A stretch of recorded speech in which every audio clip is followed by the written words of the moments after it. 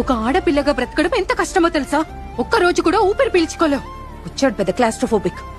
పెళ్లికి ముందు అమ్మ నాన్న మాట వినాలి, పెళ్లి తర్వాత మొగుడు అమ్మ నాన్న మాట వినాలి, తర్వాత పిల్లల్ని కనాలి. ఆడపిల్ల పుడితే ఇంకా కంటూనే ఉండాలి. How does it matter? It just 9 months but child. మా డ్రీమ్స్ ని, మా ఇష్టాల్ని పూర్తిగా దొబ్బించుకోవాలి. ఇంకా bus, college, auto, gym, mall ఎక్కడికి వెళ్ళినా సొల్లు ఖర్చుకుంటే చూసే కుక్కలే అసలు ఏం చూస్తారో కూడా అర్థం కాదు.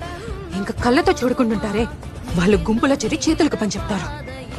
ఐటమ్, ఫిగర్, మాల్, గుంట, ఏంటి బొమ్మలమా? ఇవన్నీ మేము వింటాం. అటో ఇటో చూస్తావేంటి? నన్ను చూడు. 45 degrees ఎండలో బయటకు వెళ్లాల్సి వస్తే పేరెంట్స్ ఏమంటారో తెలుసా? అమ్మ ఫుల్ స్లీవ్స్ చుడీదార్ వేసుకుని వెళ్ళు, లేదంటే అబ్బాయిలు ఏడిపిస్తారు అని. దానికి మేమే చేయాలి? పాప్కార్న్ లా వేడికి బర్స్ట్ అయిపోవాలా? ఈ మధ్యేమో కొత్త ట్రెండ్, ఫోన్ తో న్యూడ్ పిక్స్ తీయడం. Public service announcement, dear men, మా అమ్మాయిలకి మీ న్యూడ్ పిక్స్ చూసే ఇంట్రెస్ట్ అస్సలు లేదు. So zip it up. Social మీడియాలో ట్రోల్స్ చేస్తారు, స్లట్ అంటారు, మళ్ళీ అంటారు బ్లాక్ ఎందుకు చేసావు సిస్టర్? సో మిస్బిహేవ్ ఎవరు చేస్తారు?